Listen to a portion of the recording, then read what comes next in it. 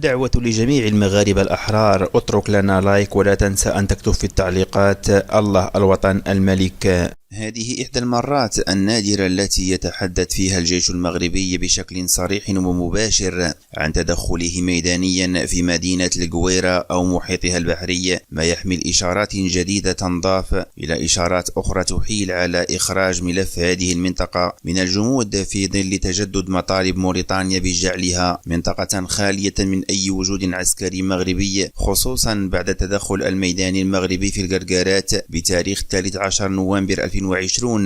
وأصبح حضور الجيش المغربي طاغيا بقوة خلال الأشهر الأخيرة في مجال مكافحة الهجرة غير النظامية بالسواحل الجنوبية للمغرب، والتي يتضرر منها أساسا إقليم الكناري الإسباني. ففي بداية دجنبر الماضي قامت اللجنة المركزية للتنسيق الجهوي المتعلقة بمحاربة الهجرة السرية بزيارة مجموعة من النقاط المراقبة للواجهة الأطلسية بجهة العيون الساقية الحمراء والداخلة وادي الذهب، بما يشمل قيادة الجيش.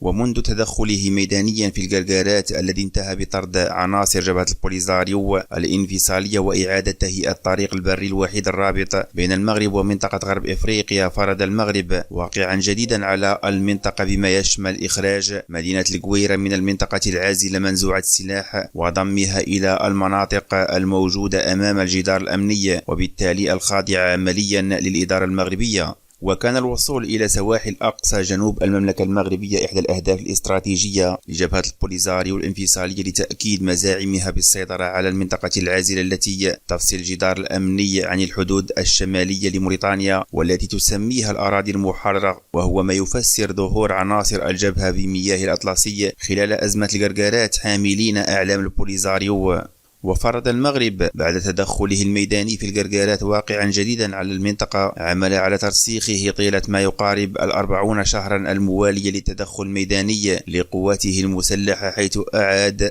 رسم الجدار الأمني وأعاد نشر عناصر الجيش في العديد من المناطق الاستراتيجية خصوصا الواجهة الأطلسية والمواقع الحدودية. وقد ترددت مؤخرا أنباء متواترة عن نشر آليات الجيش في القويرة. البلاغ الأخير للجيش المغربي يأتي أيضا بعد بروز تطورات ميدانية خطيرة أبرزها الهجوم الذي استهدف مدينة السمارة في أكتوبر من العام الماضي وأدى إلى مقتل مدني وإصابة 3 آخرين، والذي فرض على الرباط تحركات ميدانية. وفي يناير الماضي أعلن النشطاء موالون للبوليزاريو حدود قصف مغربي بواسطة طائرات مسيرة بمنطقة مهيريز على بعد أقل من 100 كيلومتر عن السمارة، استهدف سيارتان اقتحمتا المنطقة العازلة، ما أدى إلى مقتل 4 عناصر على الأقل من ميليشيات الجبهة. ويأتي التحرك المغربي في مواجهة أصوات موريتانية برزت منذ الرئيس السابق محمد بن عبد العزيز بجعل هذه المنطقة معزولة ومنزوعة من أي تواجد عسكري فيها، وهو الأمر الذي رد عليه المغرب في غشت من سنة 2022 بنشر جيشه داخل المدينة، حيث ظهرت صور لهذا التحرك دون أي إعلان رسمي عن الأمر، والذي تلا خطاب الملك محمد السادس بمناسبة ذكرى 69 لثورة الملك والشعب، والذي دعا فيه جميع دول العالم إلى اتخاذ موقف صريح ولا لبس فيه بخصوص مغربية الصحراء.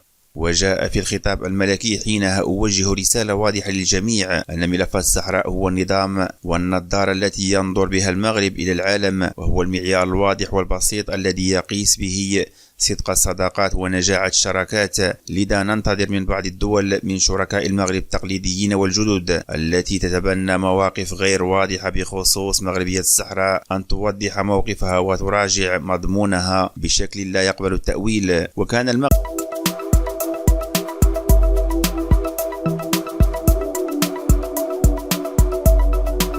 أعلنت وزارة الدفاع الأمريكية عن اتخاذ وزارة الخارجية الأمريكية قرار الموافقة على بيع عسكري أجنبي محتمل لقذائف وصواريخ جافلين والمعدات ذات الصلة لحكومة المغرب بتكلفة تقدر ب 260 مليون دولار، موضحة أن وكالة التعاون الأمني الدفاعي سلمت الشهادة المطلوبة لإخطار الكونغرس بهذا البيع المحتمل اليوم. ومن المرتقب أن تقوم القوات المسلحة الملكية المغربية بشراء أقوى منظومة صواريخ صواريخ مضادة للدروع جافلين لتعزيز الأسطول الضخم والمتنوع الذي تتوفر عليها. وكشف البنتاغون في بيان له نشر مساء الثلاثاء اطلعت عليه منابر إعلامية مغربية أن الحكومة المغربية طلبت شراء 612 قذيفة FGM من طراز جافلين و200 وحدة إطلاق قيادة خفيفة الوزن من طراز جافلين. وأضاف أن هذه الصفقة الكبيرة تشمل أيضا جولات محاكاة القذائف ومعدات دعم الرمح والليد وأدوات القياس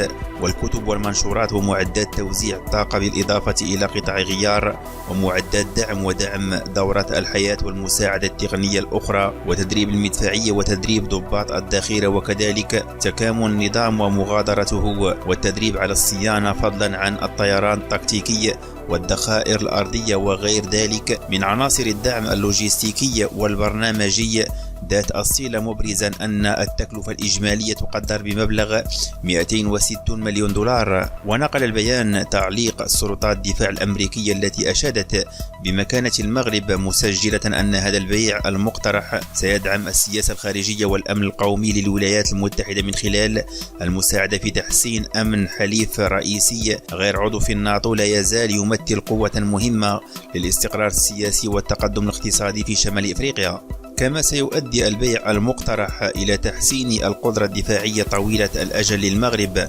للدفاع عن سيادته وسلامة أراضيه وتلبية متطلبات الدفاع الوطني، ولن يواجه المغرب أي صعوبة في استيعاب هذه المعدات في قوته المسلحة. وفق المصدر ذاته مطمئنا أن البيع المقترح لهذه المعدات والدعم لن يغير التوازن العسكري الأساسي في المنطقة. وحدد بيان البنتاغون أن المقاولين الرئيسيين المعنيين بصفقة الصواريخ المضادة للدبابات هما لوكهيد مارتين وRTX Group.